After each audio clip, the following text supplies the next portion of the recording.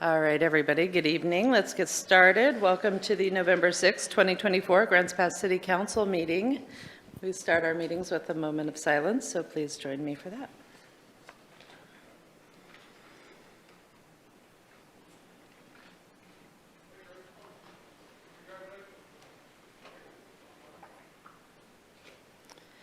Please rise for the flag salute.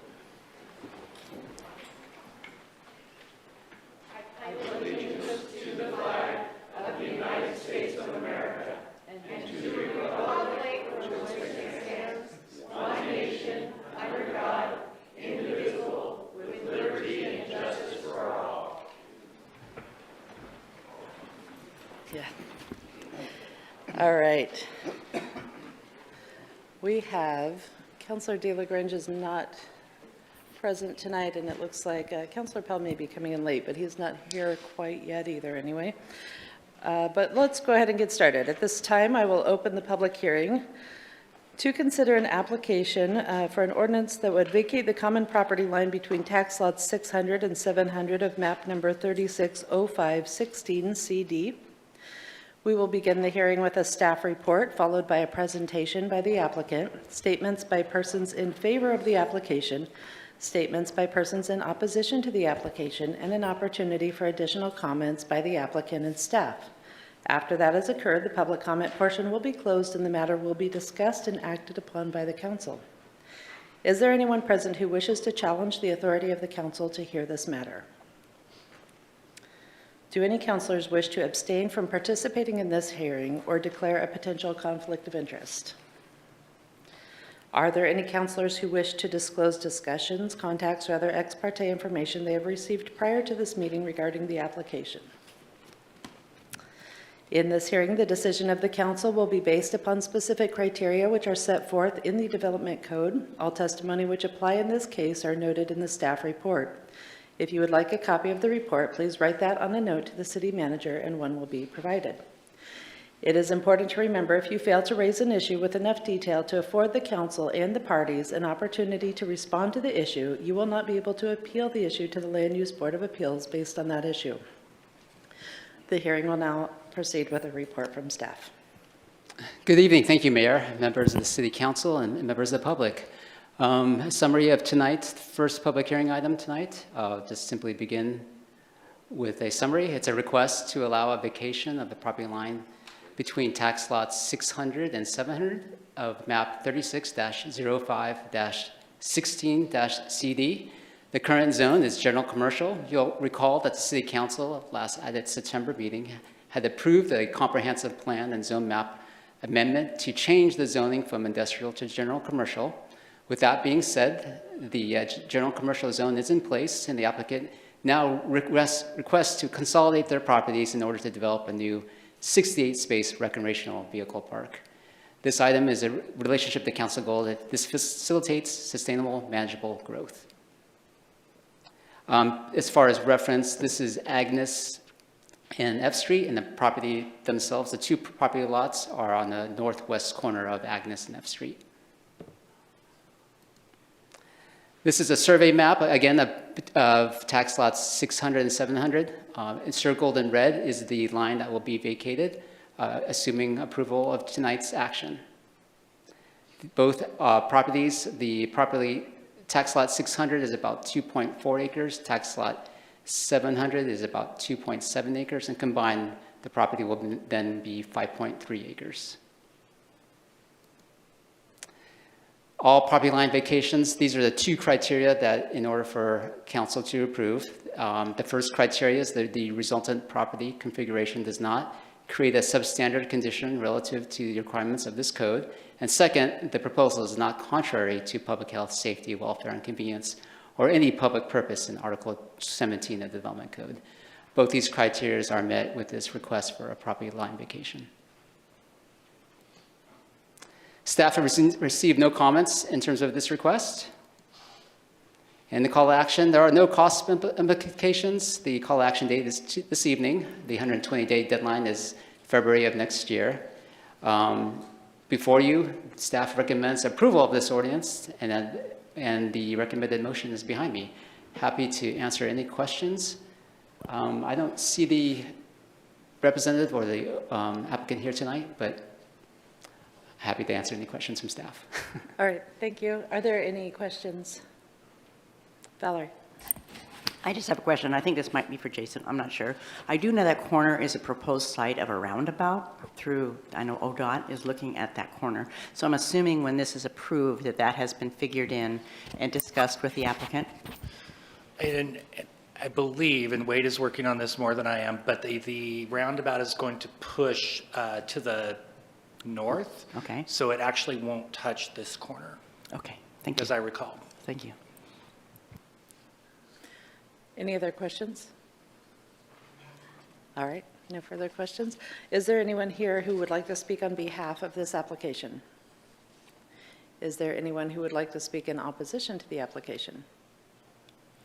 All right, at this time, we'll close the public comment, public hearing and move forward with the staff, or excuse me, with the council discussion. Dwayne. Yeah, we've already had a detailed talk about this, I think it was a month or two ago, about this property, rezoning it, and it meets both criteria. There's no reason to not allow this to happen, so I'm going to go ahead and have a motion to approve the ordinance vacating property lines between tax lot 600 and 700, map number 36-05-16-CD, first reading.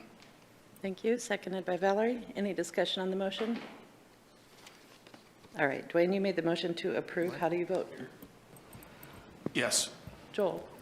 Yes. Valerie? Yes. Vanessa? Yes. Rick? Yes. DJ? Yes. Motion passes 6-0. An ordinance of the council of the city of Grants Pass vacating the common property lines between tax lots 600 and 700 of map number 360516 CD. Thank you. Valerie? I move to approve the ordinance vacating the property lines between tax lots 600 and 700 of map number 360516 CD, second reading. Seconded by Rick. Any discussion? All right, Valerie, you made the motion this time. How do you vote? Yes. Vanessa? Yes. Rick? Yes. DJ? Yes. Dwayne? Yes. Joel? Yes. Motion passes 6-0. An ordinance of the council of the city of Grants Pass vacating the common property lines between tax lots 600 and 700 of map number 360516 CD. Thank you. And the next item on our agenda, council action item A, is a motion appealing the sewer system development charges for Hidden Valley RV Park. Hello, Jason. Thank you, Mayor.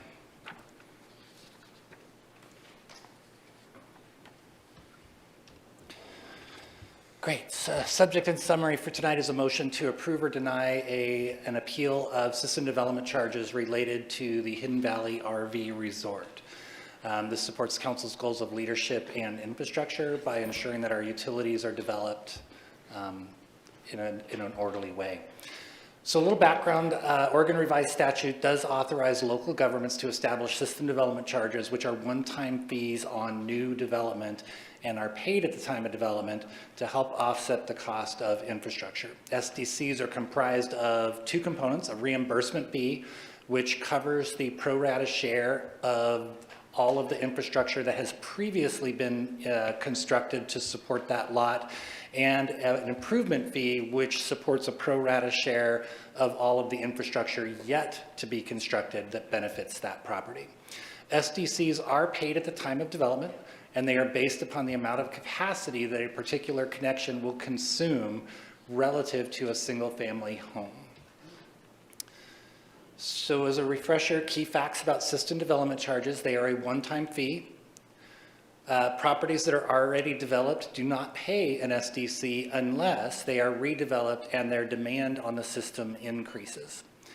SDCs can only be used for capital construction, so we cannot use SDC fees that are collected for operational costs. They can only be used for identified capital projects that are in our master plans. The other thing to note is that SDCs represent 15 to 20% of our wastewater capital improvement program.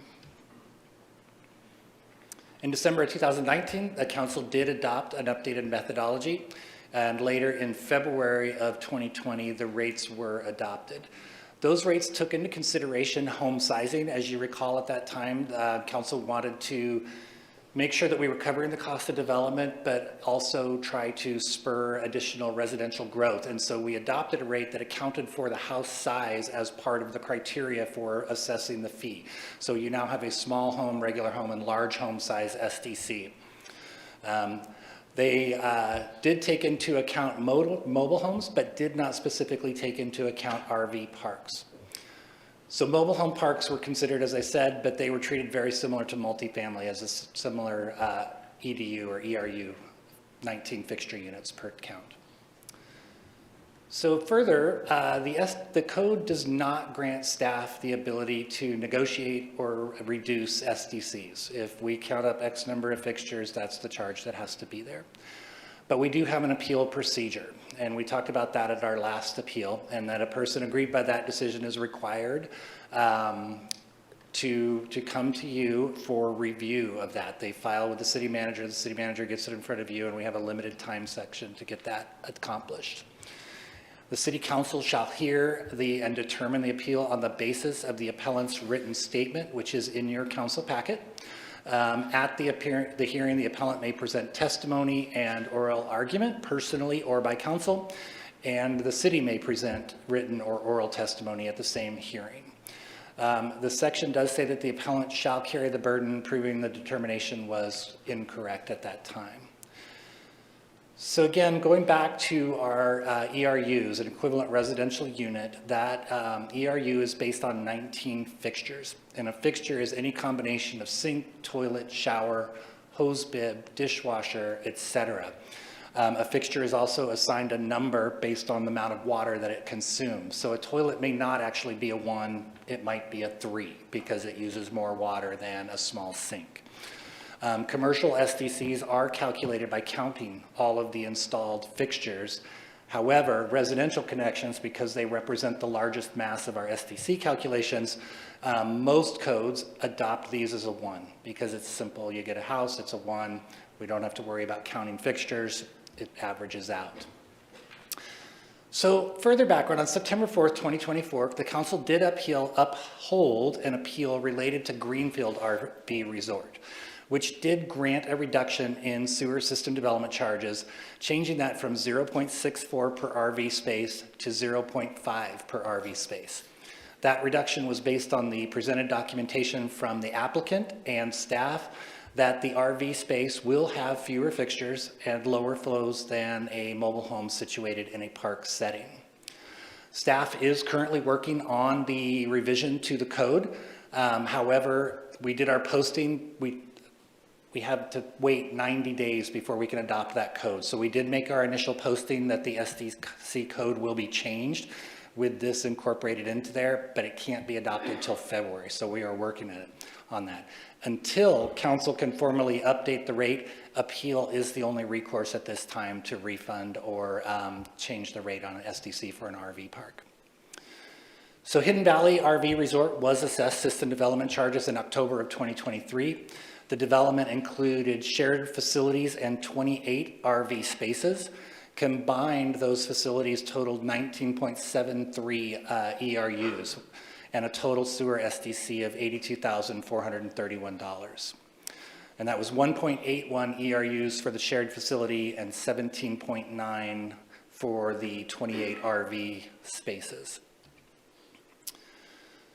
So the applicant has filed their appeal for reduction of sewer SDCs based on council's previous decision to grant RVs a special rate of 0.5 based on their reduced usage. This action will impact the sewer capital budget. Reducing the SDCs assessed to RV spaces will result in the reduction of about $584.92 per space for this development. And that was based on the SDC at the rate at the time that they were paid.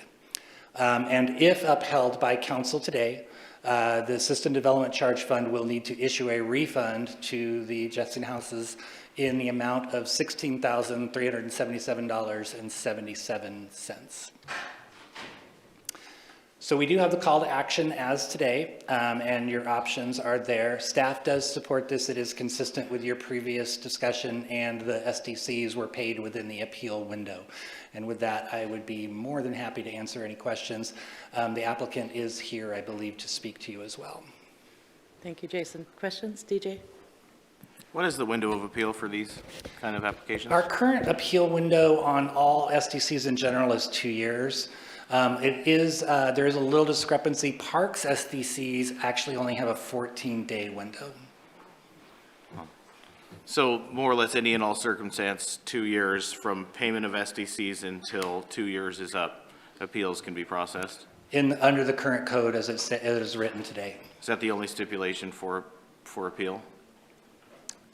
They have to provide you with enough justification to make a decision, but yes. Right, well, I guess that a poorly phrased question. Is Okay. that the only stipulation based on criteria such as timeline or project completion Got or it. anything like that? Yeah, there is no other criteria. Sure. They have to show that they were aggrieved, and then there is the time-sensitive window of that 2 years. Sure, is this project completed? This project is completed? Yes. Thanks. Yep.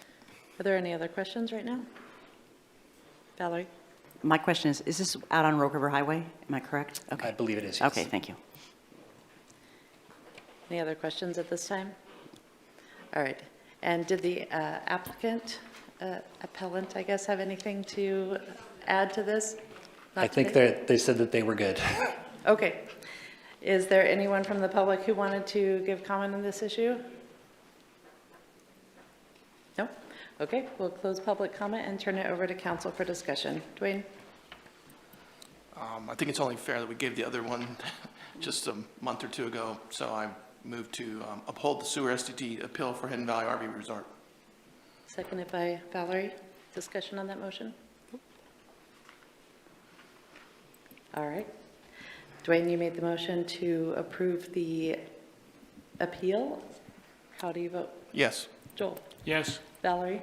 Yes. Rob? Yes. Vanessa? Yes. Rick? Yes. DJ? Yes. Motion passes 7-0.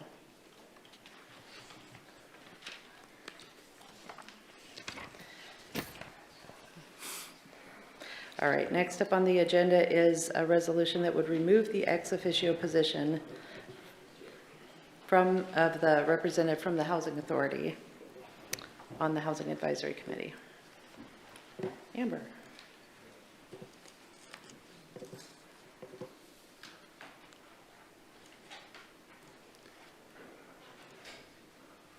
Oh, no, wrong one, sorry.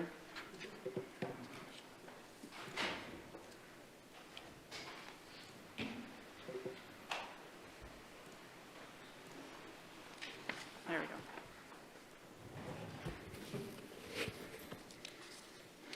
All right. So I bring to you a resolution to remove the ex officio position of representative from the Housing Authority of Jackson County from the Housing Advisory Committee. This would remove the ex officio position of that representative from our Housing Advisory Committee. This would support the council goal to provide cooperative shared leadership. A little bit of background. So on June 21st at our HAC meeting, our current representative, Jason Elzey, did announce that he would be stepping down from this position in the HAC and that no one else from the Jackson County Housing Authority was available to fill that position. And so that is what spurred the request to remove the position, since no one would be able to fill it. If approved, this action would lower the total number of HAC members from 13 to 12. We're a pretty large committee currently. So call to action date is at your discretion, and I have recommendations behind me. Any questions? Thank you. Any questions? No questions. All right. Thank you, Amber. Is there anyone from the public who wanted to speak on this issue? All right. Close public comment and turn it back to council for discussion. Valerie? Well, I understand that Jackson County's been on there a long time, and they have done a lot for our community, but the whole purpose has been to kind of shift to Josephine County, and now that Josephine County is more active, I think this only makes sense since there was nobody that wanted it. So I'm going to move to approve the resolution to remove the ex-officio position of representative from the Housing Authority of Jackson County from the Housing Advisory Committee. Thank you. Is there a second? Joel? All right. Any discussion on the motion? All right. Val, you made the motion to approve. How do you vote? Yes. Rob? Yes. Vanessa? Yes. Rick? Yes. DJ? Yes. Dwayne? Yes. Joel? Yes. Motion passes 7-0. All right. Next up, we have a resolution regarding the subrecipient agreement between Grants Pass and the two housing authorities.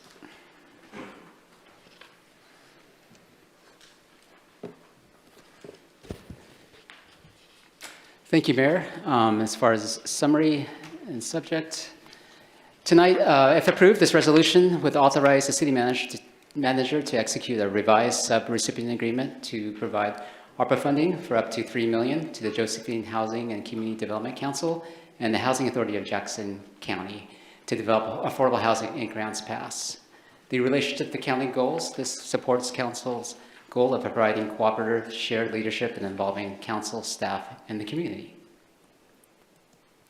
By way of background, you'll recall back in April of 2022, council gave authorization to the city manager to enter into a subrecipient agreement with the Housing Authority of Jackson County and Josephine Housing and Community Development Council.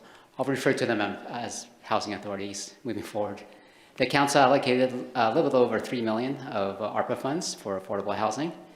And that same year, in December of 2022, the council approved an amendment to the agreement, which accommodated the funds to be used also for the purchase of real property. In April, the following year, in April of 2023, the housing authorities purchased a 4.33 acre lot or property located at 1191 West Harbrook Road.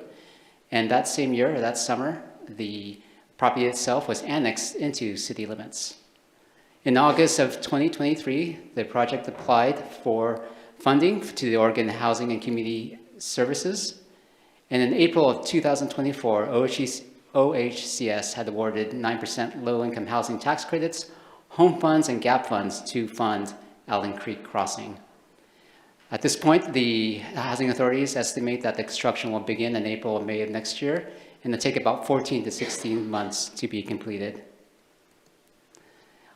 This is Allen Creek Crossing. This is a proposed new development of multi-dwelling units, up to 68 units. They'll be spread out through the 4.3 acre campus over 9 buildings. The unit mix will include both 1, 2, and 3 bedroom units. The development will also include a freestanding community building, children's playground, picnic shelters, open space, and the targeted income range would be 50 to 60% of AMI. And behind me are the kind of sample rents between a 1-bedroom and 2, 3-bedroom unit at 50 and 60% AMI. Continuing on the background, the request this evening is to amend the subrecipient agreement, and if approved, the amendment would simply extend the agreement from currently it will expire by the end of this year, and we would extend this amendment would extend it to September 30th of 2026. This better aligns with the construction and completion, which is anticipated in 2026, and this requested extension to the agreement will not substantially alter the obligations of either party or the core goal of the agreement. Call to action, the cost simplification, again, is up to $3 million of ARPA funds to the housing authorities, and the council action date is to council's discretion. The ARPA funds, as you are aware, they shall be allocated by December of this year and spent by December of 2026. This, by amending the agreement to September, this will meet that obligation as well. The recommendation is to approve the resolution authorizing the city manager to execute a revised subrecipient agreement, extending the agreement from December of this year to September 30th of 2026. I have a potential motion behind me, and we do have a representative of the Josephine County Housing Development Council here as well for questions. So. Thank you, Mark. Council, do you have any questions? Dwayne? I just want to confirm that this was approved by the council in April 2022, sorry. And we're just extending the timeline. That's basically what they're doing. Okay. Exactly. Yeah. Thank you. Any other questions? Rob? Yeah, on Section 8, termination for convenience, where the city will have the option in its sole discretion to terminate this agreement. Could you explain under what circumstance the city would unilaterally terminate, especially since number 9 below it talks about termination by mutual consent? So it would seem as though if it was an agreeable situation, that'd be mutual consent, but under what situation might the city decide to essentially just pull the rug out, so to speak? So this agreement was drafted by our former city attorney. I'll attempt to answer that. Namely, if for whatever reason, I know in terms of funding, that the developer cannot perform and cannot get access to financing and build the project, whereas there's an opportunity perhaps to bring in another developer to develop the property, might be an opportunity to execute that portion of the contract. Any other questions? All right, no questions at this time. Is there anyone from the public who wanted to speak on this issue? All right, we'll close public comment and turn it back to council for your consideration. Valerie. Well, I want to give a special thank you to Amber and the group for how hard they have worked for this. We know how long it takes to go through the process to get the Oregon Health, the housing to come on board. So this was a monumental plus for the City of Grants Pass. So I'm going to move to approve the resolution authorizing the city manager to execute a revised subrecipient agreement, extending the agreement from December 31st, 2024 to September 30th, 2026. Is there a second? Second by Vanessa. Any discussion on that? All right, Val, you made the motion to approve. How do you vote? Yes. Rob? Yes. Vanessa? Yes. Rick? Yes. DJ? Yes. Dwayne? Yes. Joel? Motion passes 7-0.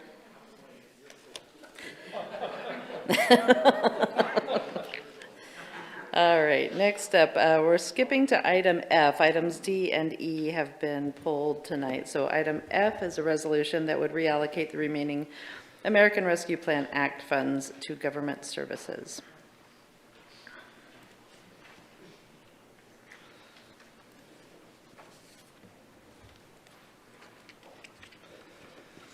Good evening, council, and hopefully I can keep it moving as fast as everybody else is going right now. What I have for you is a repeat mostly of the September 30th workshop. We're going to go over a little bit of the ARPA, our current allocation, and then the revisions to the allocation. And then this meets all 5 of the council goals. So as a recap, ARPA had 4 main pillars to hopefully support public sector revenues, public health and economic response, specifically to COVID-19's public health impact. They also gave provisions for premium pay for essential workers, and as well as looking at water, sewer, and broadband infrastructure. One of the main goals or rules at the onset were projects needed to be obligated or allocated or contracted by December of 2024 and spent by December of 2026. And then any unspent ARPA money is to be returned to the U.S. Treasury.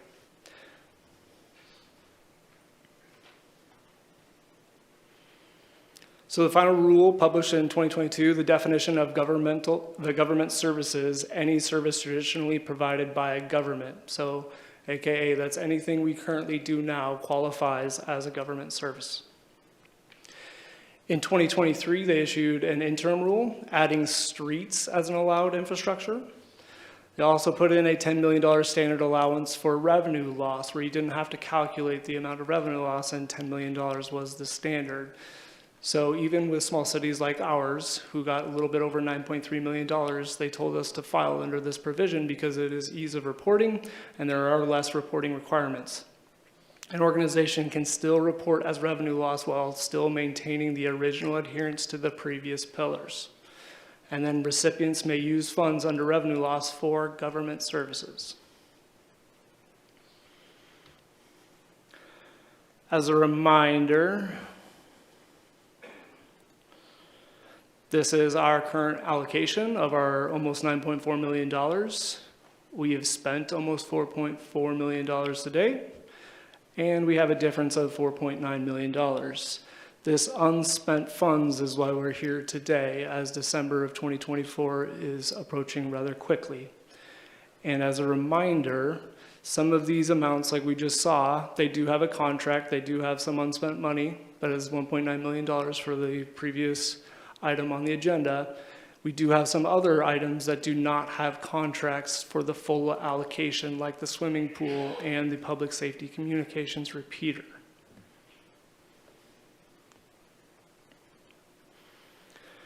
So last time, this was the recommendation that staff brought to council in the workshop, was to utilize the safe harbor provision in the final rule and recognize unexpended funds as allocated towards governmental services that include but not limited to public health, economic impact, infrastructure, and affordable housing as revenue loss. So what does that mean? Again, we went through legal. This is the same recommendation we made on September 30th. It means we want to change the unexpended potential $4.9 million to a government services allocation, which would relieve the obligation or contract period of December 2024 and allow for more contract and spending flexibility in the future, also known as keep all of these funds within the City of Grants Pass and not have to send those back.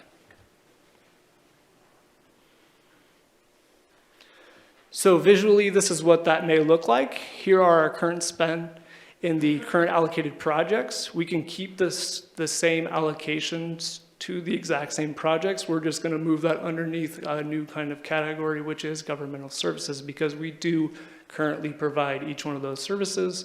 And that $4.9 million can be a new allocation where we can take as revenue loss and then potentially change the project in which the unspent dollars come from in the future.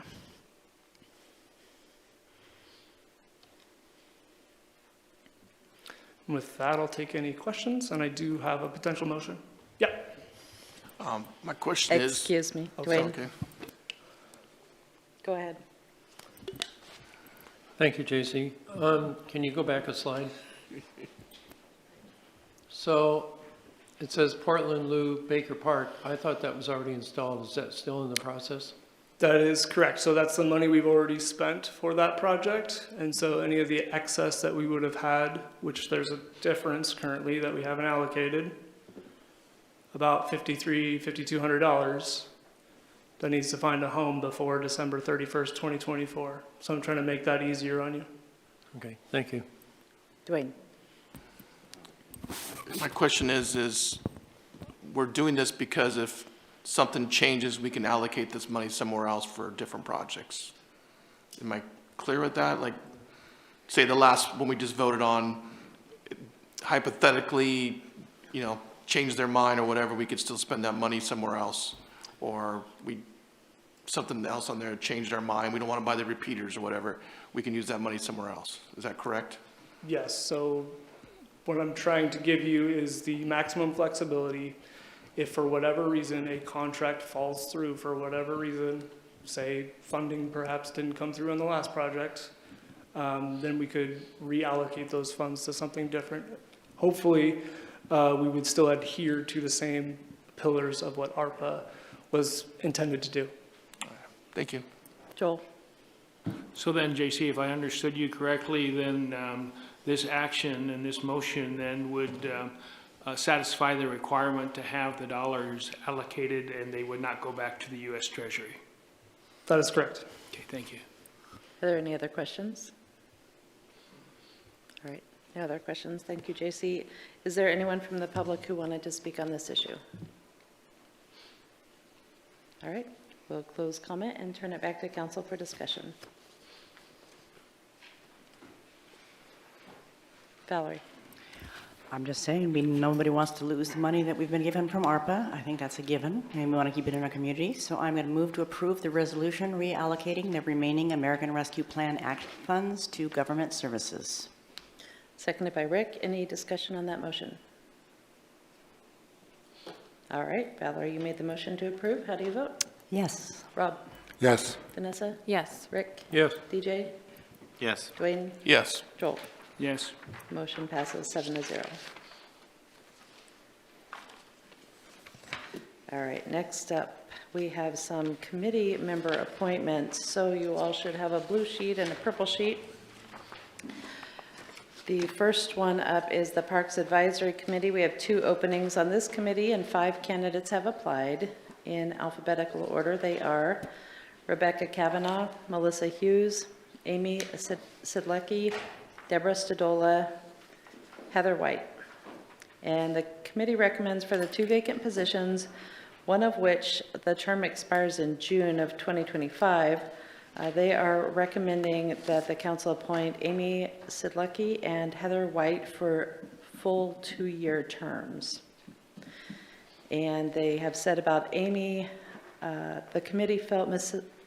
Sidlecki submitted a strong application that highlighted her expertise in volunteer leadership, natural resource management, community partnership development, and believes Ms. Sidlecki has 30 years, her 30 years of it living in Grants Pass will be an asset. Regarding Heather White, they felt that with over 30 years of involvement in the Grants Pass community, she's shown a commitment to the community. The committee appreciates that her application reflected knowledge of outdoor recreation, community engagement, and working with tourism promotion companies. Ms. White is a local bike shop owner, and the committee believes her experience in mountain biking and promotional events will be an asset as we prepare to market the new Dollar Mountain Trail system. Did you already look at those? Okay, so we have, you all have circled unanimously recommending appointing Amy Sidlecki and Heather White. Is there a motion? Valerie? I make a motion to appoint Amy Sidlecki and Heather White to the Parks Committee. Is there a second? Rick? Any discussion on that? All right, Val, you made the motion. How do you vote? Yes. Rob? Yes. Vanessa? Yes. Rick? Yes. DJ? Yes. Dwayne? Yes. Joel? Yes. Motion passes 7-0. And on the second one is regarding the Housing Advisory Committee. There are 2 openings on this committee. 3 candidates have applied. They are in alphabetical order: Zena Booth, and then Kathleen Foster reapplying, and J.R. Wheeler reapplying. The recommendation from the committee is reappointing J.R. Wheeler to continue in his position in the representative of a financial institution or lender. And they recommend appointing Zena Booth to the position of a representative who is a renter in the low to moderate income category. Is it same? Okay. Council has unanimously recommended those same 2 candidates. Valerie? I would like to appoint Zena Booth and J.R. Wheeler to the Housing Advisory Committee. Is there a second? Seconded by Rick. Discussion on that motion? All right, Val, you made the motion. How do you vote? Yes. Rob? Yes. Vanessa? Yes. Rick? Yes. DJ? Yes. Dwayne? Yes. Joel? Yes. Motion passes 7-0. All right, thank you. That went quickly. Next up, we have our public comment. This is an opportunity for the public to address the City Council on items that are not related to a public hearing or council action item on tonight's agenda. The intent is to provide information that is pertinent to the city's jurisdiction. Each speaker will be given 2 minutes to address the council as one body, not to individuals. This meeting will proceed in an effective and courteous manner. Citizens and council members will be allowed to state their positions in an atmosphere free from slander, threats, or other personal attacks.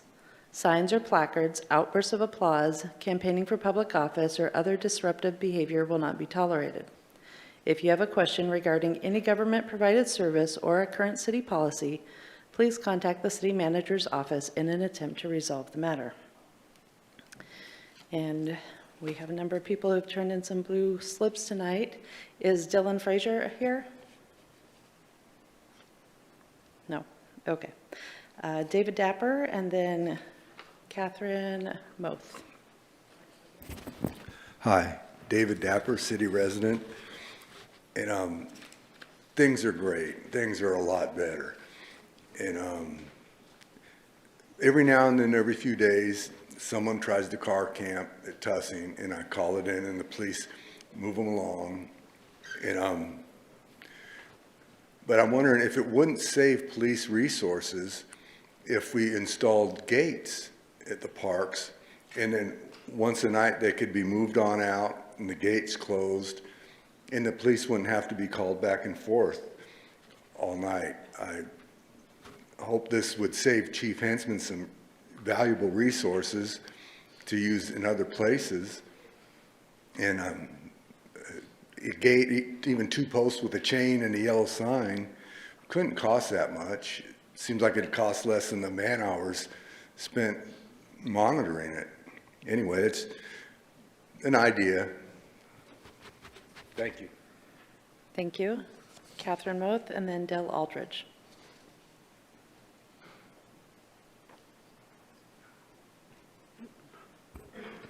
Catherine Mothi, County, otherwise known as an outsider. I want to congratulate the people of Grants Pass for cleaning house. And the second thing I want to discuss is the drugs that are in our parks. A few weeks ago, the group I'm with, Park Watch, was cleaning Morrison Park, and we had a young lady who was selling her body to the guys. And while we were there, we found syringes and we found foil. Now, she was very, very aggressive, and it was very frightening. And I'm 80 years old. It's not easy for me to get around. And she basically was coming towards me and coming towards others in the park. We need to stop the drugs in our parks. I know supposedly the parks have been cleaned. They've been cleaned of tents, but not of the drug addicts. We need to have that taken care of, please. Thank you. Dell, and then Brianna Boucher. Boy, Dell Aldridge, City Grants Pass. Well, there sure has been a lot of changes. I have to say that the parks are 80, 90% better than they were 2 months ago, 3 months ago. But we still have a drug element in those parks. And I'm going to go ahead and just talk about the elephant in the room. These camps you guys set up, don't call them low barrier, they're called no barrier. You have people going in and out of there night and day. I bet you if you put a little sign up front that says, we will close the gates at 10 o'clock unless you have a job to go to, and open them at 6, and you'll sign in and out, we would have half those campers leaving this city, because most of them are not from this town, they're from other cities, because the drugs are cheap, the law is not, it's being enforced, but unfortunately, we don't have a jail. They get released the next day. We got to put some kind of standards for these camps. It's getting really scary out there. If you've ever driven through that place at 1, 12 o'clock at night, down the middle of J, it's incredible what you'll see. And it needs to stop. Put some rules, in fact. When Medford did their rogue retreat, they went around in the neighborhood and said, here's a number if you have any problems. What can we do? And neighbors, they like what they're going on there because they're controlled. But you've kind of opened up, you put a prison in 2 locations with no doors. No control, no rules. I'm going to stop there saying, please, Park Watch is going to stop doing rallies. I think we've made our point, especially what happened last night. Now, we're going to still clean those parks and keep them clean, and our motto is going to be, we love our parks, Grants Pass, Park Watch GP. Thank you. Brianna, and then Mike Pelfrey. Bree Boucher, I am a city resident here, and I also work at R&M Lumber right on J Street. It's been 2 months. It has not gotten any better, and I have not seen any of your faces down there to show us any kind of support of what you can do to make our lives better for our employees, for any of the other businesses around. It's horrible. You've created an unsafe place for the people that work in that area and for the people that are inside those camps. There's no rules. There's no regulations. There's minors going in and out of the camps. There's prostitutions. There's drug use. It's a free-for-all. And the cops can only do so much. You have created a disaster by not providing any kind of structure for that camp. And God forbid that goes anywhere else. It's not going to work. I would like to know where in legislation it says that we have to have a low-barrier camp in this city. We keep hearing that there's no infrastructure in housing, there's no infrastructure in the jail, so that if these people go to rehab and get help, there's no houses for them to go to. If they fall back and they need interaction with law enforcement, they can't go to the jail. There's no support for this. There's no infrastructure here. So why are we pushing, and why isn't the Gospel Rescue Mission satisfying a place for them to go? There's nowhere in it that says it can't be a faith-based program, and if they don't like the rules, I'm sorry, you go to jail or you leave this town that doesn't have the infrastructure for you. I really hope to see somebody at our place of business to show us some support, because we've got 2 months for most of you that are still in the council, and that's a long time to still deal with the problems that we're dealing with daily. Mike Pelfrey and then Mike Jones. Excuse me. Good evening, Mike Pelfrey, city resident. First, I want to say to everybody from the mayor to that seat there, thank you for your service. Thank you for stepping up to the plate and being citizens that care about their community enough to actually volunteer and put your name in the hat and be elected into the positions that you're in. So I appreciate you. I don't necessarily agree with some of the things that have taken place in these chambers, and especially a lot of the things that have taken place outside of these chambers. But I will tell you that I have hope. A lot of that hope came last night, because I think the city and the county realized that the path that we were on was not the right path. And so the citizens overwhelmingly rejected the past, and they voted for the future. So with that said, I'm not going to use my whole time and I know that's unusual, but I just want to leave you with this. And not so much you with this, I want to leave the citizens of our wonderful city with this. Our goal, when we come up here and we stand in front of this microphone, it's not for shits and giggles. We are here because we love our city. We love our community. And we want to make Grants Pass great again. So I want the citizens to know, and especially this business owner here, to know that patriots are in control. Thank you. Mike Jones and then Stephen Nelson. Hi, Mike Jones, Josephine County. I own not an apartment complex, a commercial complex in Grants Pass, and I just wanted to object to a housing development that is planned for the neighboring property. It's Nebraska at Ramsey, and I realize this isn't probably the best venue for that. I should have a personal audience with a planner or something of that nature, but I'm just objecting. I don't really want that right next door in my building. I don't think it's conducive to... Mike, can you hang on just a second? If you're going to appeal this in the future, we need you to not make comment on this subject right now. I see. Just a matter of technicality. So Okay. I think the proper process, if the city manager would want to The proper explain. process will be when we go through the planning process, that you will have an opportunity to speak in opposition and based on the criteria that you define, et cetera. But now is not the appropriate time for us to do that. And we want to make sure we keep everything clean. We have rules that we have to follow with regards to planning. Well, in addition, I just want to speak in support of the people here who suggest that low barrier shelters are a bad idea.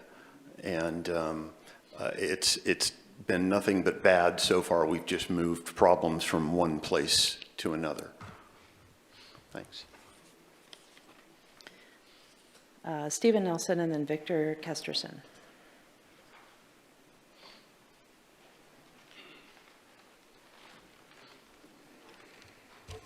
I concur. Thank you all for your service over the years.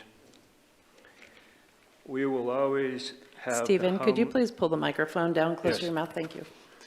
We will always have the homelessness problem to one degree or another in this city. And so I have a question.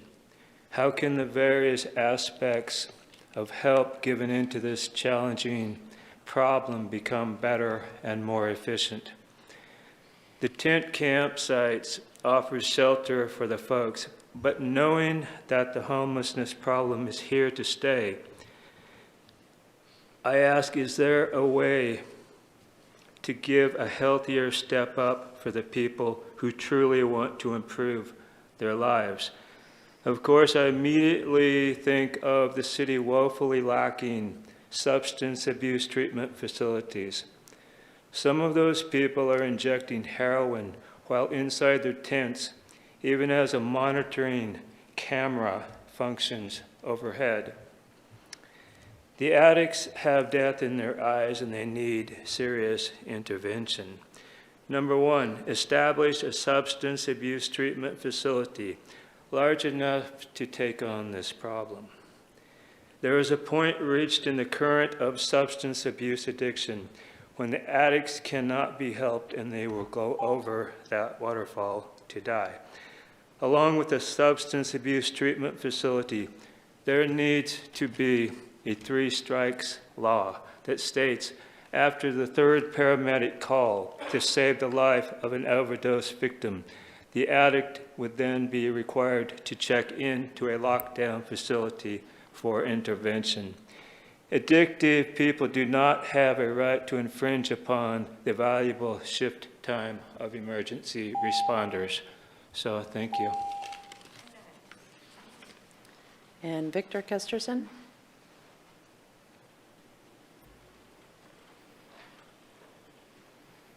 Can you reach up to that mic to pull it down closer? There you go, thank you. Good evening. My name is Victor Kesterson. I want to bring up the Black Web to you guys. The Black Web headquarters is right here in Grants Pass. If you just look around, you can see the immigration problem.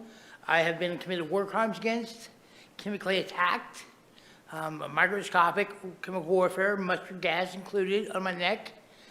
If you just look at the medical facts at the hospital, all of these colostomy bag surgeries, they're from the Black Web microscopic chemical attack. I wish you guys would activate the military. It's a war crime attacking us, and they've attacked my granddaughter and my daughter, poisoning them, making them extremely violently ill, going to the hospital for treatment. This is a serious issue. It's the immigration thing. It's a Black Web. They're attacking, they're committing war crimes against us. I've had to have the surgery. I've had mustard gas put on me, and it's all the Black Web, all this immigration problem. That's all I got to say. Please help me. All right, thank you everybody for public comment tonight. That was all the slips we had. I just want to note real quickly that we understand that the campsites right now are no barrier shelters. They're not low barrier, which would be a managed facility, and we cannot have a gate on a no barrier facility because there's no management, and so essentially locking people in overnight, would cause a number of legal issues and safety concerns. But the council, does know that those 2 sites are temporary and is working on other plans. Nothing to announce just yet, but we do know the difference between a low barrier shelter and a no barrier shelter, and those are definitely no barrier shelters. They're completely unmanaged facilities, and they're something that we are looking forward to moving away from and having a better long-term plan going forward. Next up on our agenda tonight is the consent agenda, and these are items of such routine nature or without controversy that they may be approved with a single action. And we'll take there we go, they're up on the screen. And Council President, please read the consent agenda. Resolution authorizing the city manager to enter into agreements for the purchase and upfitting of 4 vehicles for Grants Pass Police Department. Resolution authorizing the city manager to enter into a contract for landscaping services for the water restoration plant. Resolution authorizing the city manager to enter into a contract for landscaping services for the water treatment plant. Motion acknowledging the receipt of our monthly investment report for September of 2024. And various motions acknowledging minutes for the Housing Advisory Committee, Parks Advisory Committee, Urban Tree Advisory Committee, Urban Area Planning Commission, Bikeways and Walkways Committee, Sustainability and Energy Action Committee, Historical Buildings and Sites Committee, Collaborative Economic Development Committee, and the Committee on Public Art. And with that, I make a motion to approve. Thank you. Is there a second? Valerie? All right, we don't discuss the consent agenda, so Vanessa, you made the motion. How do you vote? Yes. Rick? Yes. DJ? Yes. Dwayne? Yes. Joel? Yes. Valerie? Yes. Rob? Yes. Motion passes 7-0. Next, we need a motion to adjourn the council meeting and move into the Urban Renewal Agency meeting. Vanessa? I move to adjourn the city council meeting and convene as the Urban Renewal Agency. All in favor, say aye. Aye. Any opposed? All right. First item of action is a resolution that would award a urban renewal building rehabilitation and restoration grant for the property located at 626 Southwest 6th Street. And hello, Dana. Hello, Mayor and Council. Let's hang on like a minute while we have the people clear out. Yeah, that's fine.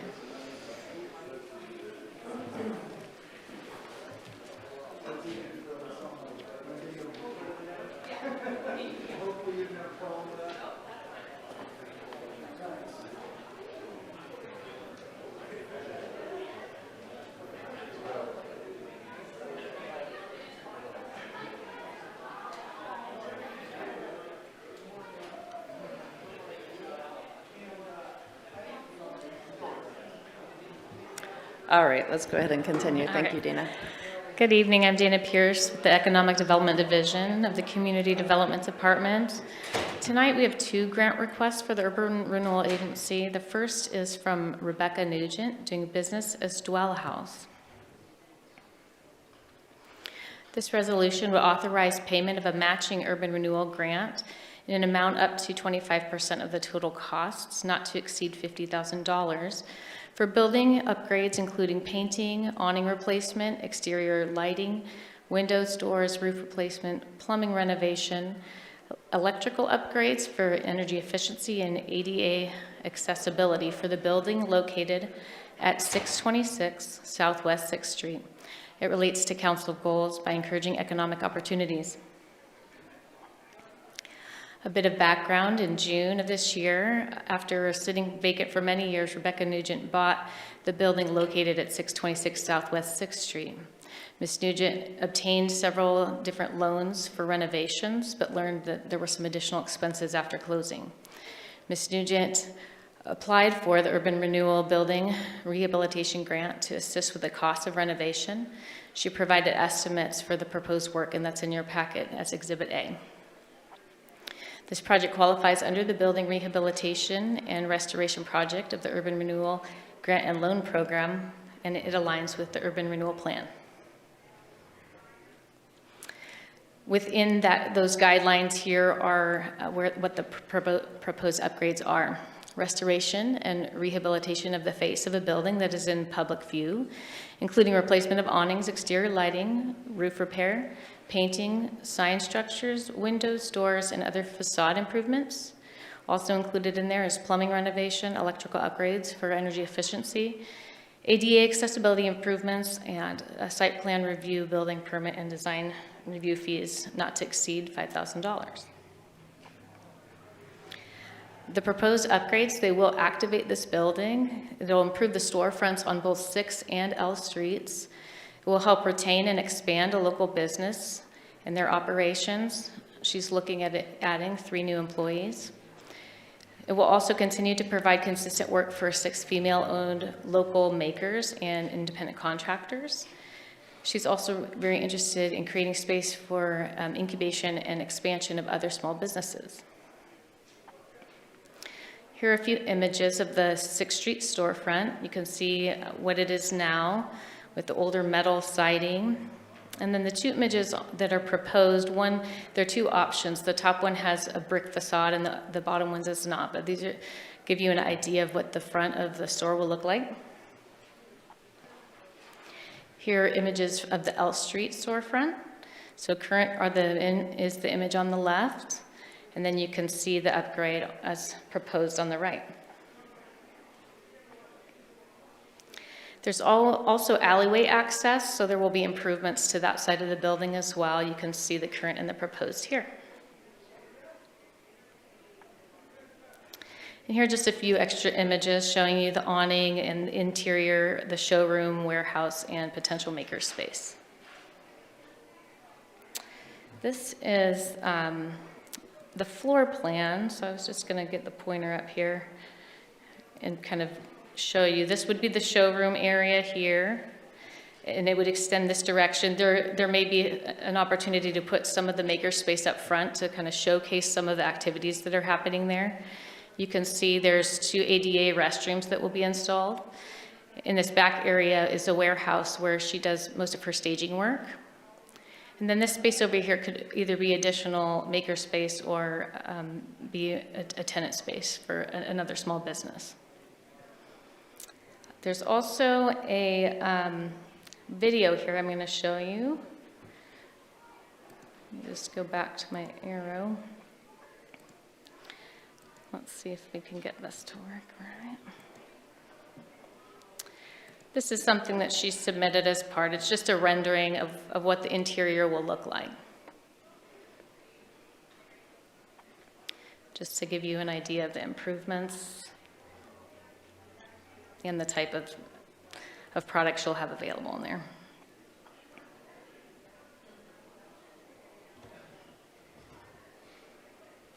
The council now requests videos for all presentations. I know. I had to include it because it was kind of fun. So, great.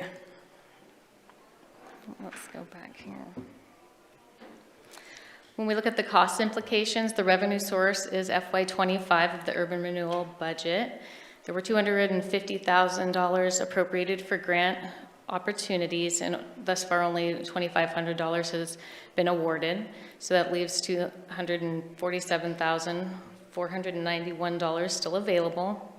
The total private investment for this project is around $875,000, and the total eligible project costs that we assessed were at $207,581. So with 25% of the estimated allowable expenses exceeding that maximum, the grant request would be $50,000. The call to action this evening is at your discretion. You can approve the grant request for up to $50,000, modify it, or deny it. There's a motion here, and I'm happy to answer any questions. Thank you. Council, do you have any questions? No questions. All right. Is there anyone from the public who wanted to speak on this item? No. All right. We'll turn it back to council for discussion. Joel. Well, I think that we need investment in our downtown area, and I think this is a good project. I won't make the motion until if there's any other comments around. If there's not, I'll go ahead and make the motion. They can talk after the motion. Oh, okay. I move to approve the resolution of the Grants Pass Urban Renewal Agency awarding to Rebecca Nugent, DBA, Dwell House LLC, an urban renewal building rehabilitation and restoration grant for property located at 626 Southwest 6th Street that will keep our downtown revitalized. Thanks, Joel. Seconded by Rick. Discussion on the motion?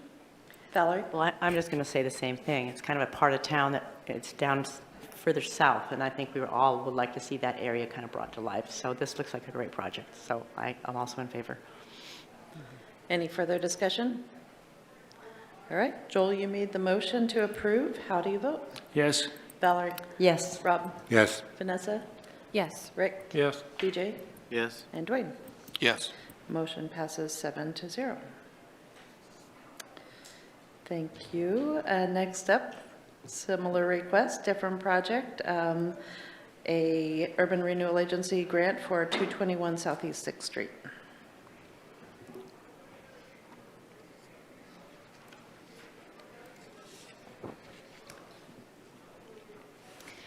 Great, this is an Urban Renewal Agency grant request. It's for Scopa Properties. I'll leave the image up a moment. You can see this is the previous King's Jeweler property. This resolution would authorize payment for matching grant for up to a maximum of 25% of the total cost and not to exceed $50,000 for building upgrades, including fire suppression, fire alarm system, plumbing replacement, and electrical upgrades for the building located at 221 Southeast 6th Street. In June of this year, Scott and Patty Hillier, owners of Scopa Properties and Partake Hospitality, purchased the former King Jewelers building. The property features a second floor that has been vacated and unused since the 1960s. Scopa Properties intends to upgrade the second floor to a restaurant and lounge space with a full kitchen and the mezzanine to a wine library and private meeting space. Scopa Properties applied for the Urban Renewal Building Rehabilitation Grant to assist with the cost of the renovations and provided estimates that are included in your packet as Exhibit A. This project also qualifies under the Building Rehab and Restoration Project for the Urban Renewal Grant and Loan Program. These proposed upgrades would be plumbing restoration, fire suppression, and electrical upgrades, and they will activate that second story, provide life safety upgrades, improve energy efficiency in an historic building, and also retain and expand a current business here. Here are a few images. This shows the upstairs of that building, the current picture, and then the proposed image is a print of what they expect to see in the lounge area. This part of the building is also going to be where this kitchen is located. And this is just an image of the downstairs and kind of a proposed image of what it will look like when they upgrade this space for the wine and cheese shop. Here are just some other needs for the building that aren't necessarily included in this request, but the property owner will be investing in: upper story access, hot water to the building, and ADA bathrooms. The cost implications here: the revenue source is the FY25 URA budget. Again, $250,000 was appropriated for grant opportunities. With the just recent approval, we now have $52,000 that has been previously awarded, leaving us with $197,491. In this case, the total private investment was over $1 million, and the total eligible costs that were assessed were $256,105. 25% of the estimated allowable expenses exceeds that maximum, and so we are looking at a grant request of $50,000. Council action is this evening, and it's at board discretion. You can approve the request up to $50,000, modify it, or deny it, and here's a motion. Thank you, Dana. Council, do you have any questions? No questions. All right. Is there anyone from the public who wanted to speak on this issue? All right, please step forward, state your name, and let us know whether or not you live in the city. My name is Brenda Sisson, and I am county. And listening and seeing what they want to do with these buildings, I'm really impressed. I think that would be a huge improvement in doing these things, these projects of upgrades. I think it's fabulous. And the designs that they come up with are very warm, inviting. I like it. All right. We'll close public comment and turn it back to council for discussion. Dwayne. I'm going to go ahead and move to approve the resolution of grants past Urban Renewal Agency awarding Scopa Properties LLC and Urban Renewal Building Rehabilitation and Restoration Grant for property located at 221 Southeast 6th Street. Is there a second? Second by Rick. And Rick, you also had your hand up. Did you have a comment? No? Okay, is there any discussion on this? All right, Dwayne, you made the motion to approve. How do you vote? Yes. Joel? Yes. Valerie? Yes. Rob? Yes. Vanessa? Yes. Rick? Yes. DJ? Yes. Motion passes 7-0. Thank you, Dana. We'll now entertain a motion to adjourn back into regular session. Valerie? I adjourn the Urban Renewal Agency meeting and reconvene the City Council meeting. Is there a second?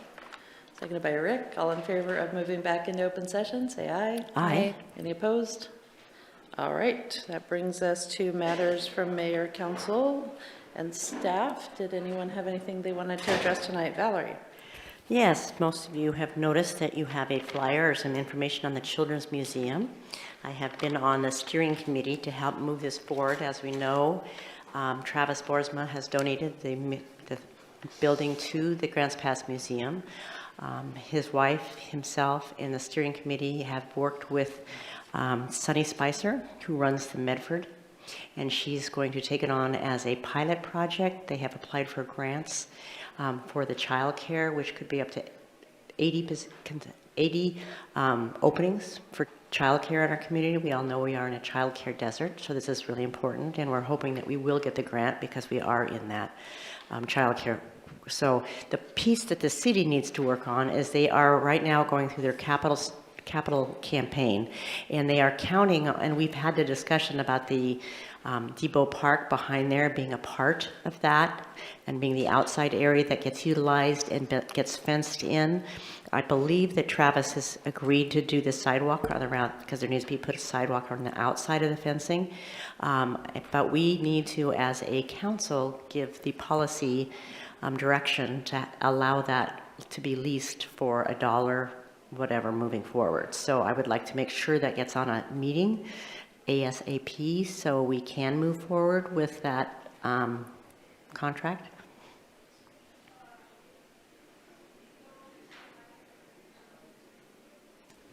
All right, yeah, thanks for the reminder. Aaron's just noting that we did already talked discuss about this, it, and we yes. just need to follow up. He's Yes. he's got it in the works. Yes. Okay, I just want to make sure it's followed up, because all of a sudden they looked at me at the steering committee and said, we can count on this, right? And I went, oh, I better make sure. So I just wanted to make sure that Council it was, provided direction for Okay. me to bring forward a contract between the two parties that would provide for a lease agreement. The city will hold property ownership, but will Yes. provide a long-term lease to the museum. Yeah, and I think that was the understanding, but I just wanted to make sure that that was on the bucket, and I know, like I said, they're starting to go out and show pictures of it and do the whole campaign, so I wanted to make sure that that contract got written up. Thank you. Is there anything else anyone wanted to discuss tonight? All right, anything from staff? I just have 3 items. One, just quick note, based on public comment. Just want to make this comment also. If people are seeing conduct that is illegal in nature in our parks, we encourage them to call. Part of our community policing efforts, it does require a community effort. So if you have those extra eyes out there, we heard a story about an individual who was talking about some illegal activities but didn't hear what the ultimate action was that she may have taken through that. Please don't interact with any kind of conduct like that. We just ask that you call the police department. We are data driven, and that will help, and we will respond. The other things I had was we have 2 items requiring just some light direction from you when it comes to funding and to community events. The first is our Christmas tree program that we have, where we hold our Christmas tree grand illumination event.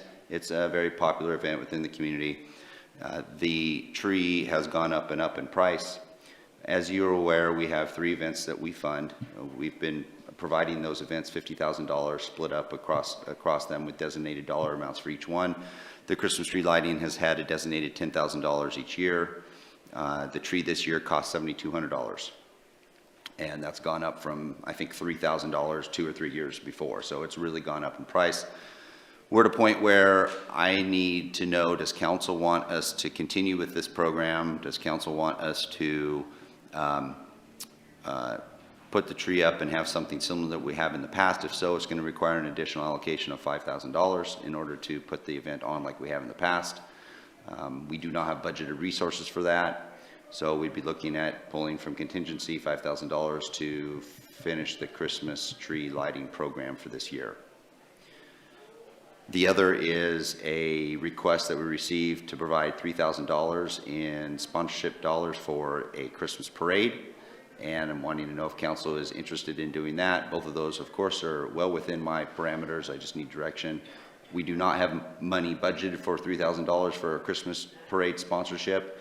If council so desires to do that, we would be needing to also pull that from contingency. So I'll stop there and see if you have any questions or comments. Questions, DJ? Comments. So yes, Christmas tree, no Christmas parade.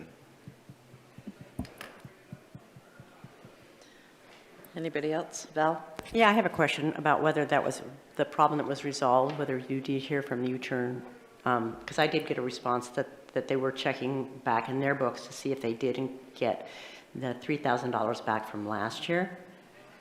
And has that been resolved? Yes, Okay. it was resolved March of 2024. I know, you sent it out, when but we obviously did- they didn't. We paid, Okay. we cut the check, they deposited the check the next day. Okay, okay. And They so- have been paid in full. Okay, so full. So then they're asking for $3,000 for this year, correct? They're asking $3,000 for this year's parade. Okay, and does that include the cost of the permit and everything, or what is it? Or they're just asking for $3,000?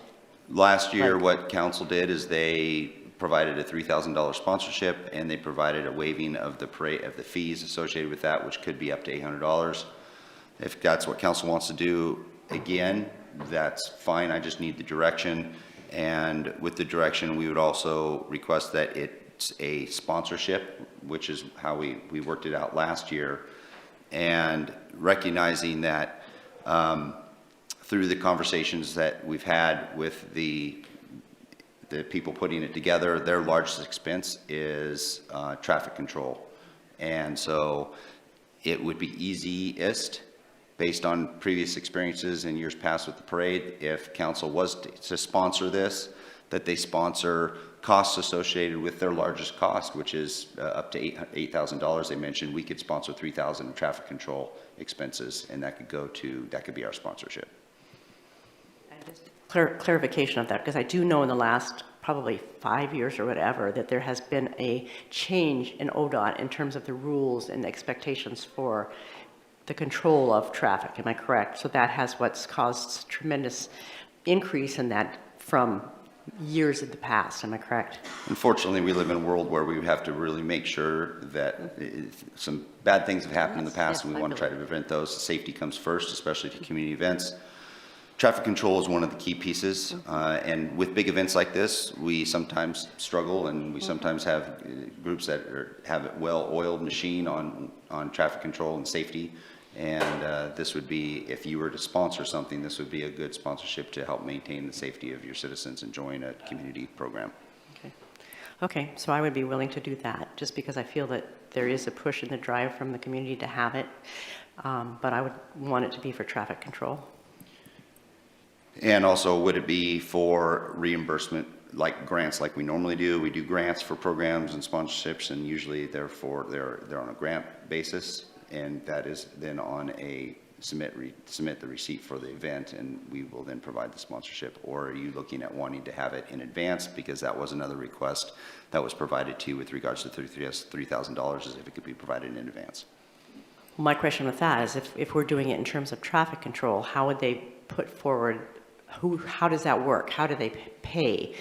I'm just kind of trying to figure out how that would work for them, whether they pay the traffic control in whole and then bring that back a receipt for what they did, and again, if it's the $3,000, is that what you're saying? It would have to work. I'm just kind of trying to figure it out.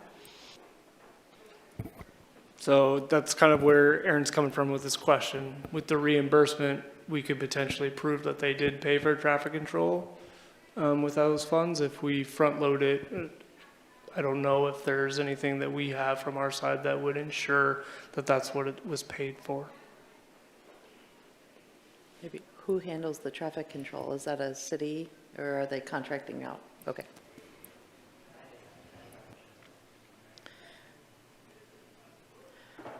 Joel? So is the people that are behind this, I assume, are the same people as last year? And are they bringing any money to the table from the merchants or from commercial sponsorship? I don't have that information. Okay. So that would be a good thing if they could do that, because I'm sure people would be willing to do that, but they need to be asked. And I don't know about the downtown association and other things. That's kind of disappointing to me that that's not occurring. The other thing is, we do need to, if we are going to sponsor it, we need to reimburse them for receipts. I think that's a given. It needs to be that way rather than upfront. Let's just take a quick hands. How many people are supportive of doing the tree, including allocating an extra $5,000? So it'd be a total of 15? Okay, everybody's in support of doing that. So we're just talking about the parade now. Okay, so do you still have questions? Do you want to talk it? Do you want to do a hand raise? Comments? Okay, let's talk about the parade. Rick? I guess I'm in favor of the parade, but I guess I'd like to see some more organization from the people that put it on to show that there is participation among the merchants and other people in town, and just to show support. And I think then I would be no problem with the 3,000. Thank you. Do you want, I mean, one thing we could do is ask them to provide a budget and an outline of what their plan is, and we could have this on a future workshop or meeting later this month. Do you want to take care of it tonight, or do you want to ask for more information? Well, I think the understanding is, and if I'm not mistaken, very seldom do we just hand people money without a receipt. That's just not something that the city does. So I think to make us, I mean, I think that's a no. I mean, they need to follow the same process as everybody else does. If they want to come to us and show us a budget and what they're planning on doing, and at that point we can have the conversation with that. That's just the policy of the city, is that we are always going by reimbursement. And if indeed this traffic thing needs to happen, that, you know, it needs to happen. And if that's so expensive, then use the $3,000 towards that, but it would need to be reimbursed. That's my thoughts. DJ? Yeah, if you go that route, I mean, absolutely, reimbursed basis. What I know about two things. So we've decided that we are going to fund certain things and not fund other things, and we didn't determine that we were going to fund a Christmas parade, and then now we're asked again. That's one thing. And the other thing is, it was not handled properly last year, even up until they didn't even know that they were reimbursed. I mean, this was a messy, stressful, time-wasting situation, and I just am not sure if that's really worth the city's effort at this point. And I think they should be more than capable to garner enough community support for a community rock Christmas parade. So I'd like to stay out of it. However, if council is compelled to do so, I'm agreeing with you, Valerie, that we need to do the reimbursals correctly. So that's my 2 cents. Dwayne, did you have something? No? All right, I guess I'm not sure whether you would all like more information. Obviously, I don't think it's too much to ask them to come to a workshop or to something to explain what they're planning on doing. And show us a budget rather than just a free-for-all. yeah, let's do that. We have a workshop coming up, a week and a half from today, and so we'll have them provide a little budget and plan of what their ask is, and then you can also tell us more about what we've done in the past and where these funds might be coming from, and maybe what other similar projects I know we've given some money sometimes to, whether it's the powwow or the 50s car show or things like that. Are we, just make sure we're applying our rules correctly and that we know where the money's coming from. Okay. All right, let's do that. Is there anything else from staff tonight? Jason? I just want to give a brief update. We did meet with FEMA this week on our brick grant, and I will say that it was encouraging and incredibly depressing. and I know that that's a real juxtaposition. They were very supportive. They are very confident that we will get the grant. However, our timelines are not in sync. And I think that this grant is not likely, potentially even within the next 6 months or longer. We're going to be coming to you, Mayor, and maybe asking for a letter to go out to our elected officials to hopefully help drive this process forward more. Again, they were very complimentary of the project. They are very supportive of the project. They are almost certain that we will get the grant, but the timing which we thought we would be closing around December or January, that is not even close. So it was a frustrating meeting. JC was there. I was very frustrated, but it is encouraging news. But that's one of the reasons we did pull back the electrical service. We probably are going to pull back the GMP presentation, but we will come before you on December 2nd with very, very, very detailed information of where the costs are, where all of the funding lies. So we'll be able to at least keep you appraised of where we're at. Questions about that, Dwayne and then Val? Yeah. Can you just email me at the state and we'll send a letter? That's all you need to do. That would be great. And Mary Beth will take care of it all. Thank you. I really appreciate that. Val? This just brought up something else. I know this next Tuesday night, we have the Urban Renewal Forum. I think it would be really wise for the future council members who have been elected to go to that, seeing they are the future urban renewal. I don't think they realize it. I was hoping they'd stick around tonight to just kind of get a feel for what's going on with that. But I just think a lot of people are just very uneducated about what it is, all that sort of thing. So since I'm thinking to myself that that's kind of going to be talked about at some point in that evening, that it might be nice to have an email that goes out to them that says, hey, this is one of your roles moving forward, and this might be a good time to wrap your brain around what it is and how it works. So you may recall or not, but once you are an elect or soon to be elect, you are put onto a notification list, just like a council. So they'll be aware of those meetings and have an opportunity to attend. Okay, thank you. All right. Anything else? Encouraging and what, depressing or something at the same time? It's that kind of a day. All right. Thanks. Who's going to do the deed tonight? Val? I'll make a motion to adjourn, and I will also say if you're not going to use this and you're going to throw it away, give it back to me. So I plan to go out in the future, do more selling. Thank you. Seconded by Vanessa. All in favor of adjourning tonight, say aye. Aye. Aye. Any opposed? All right, we are adjourned.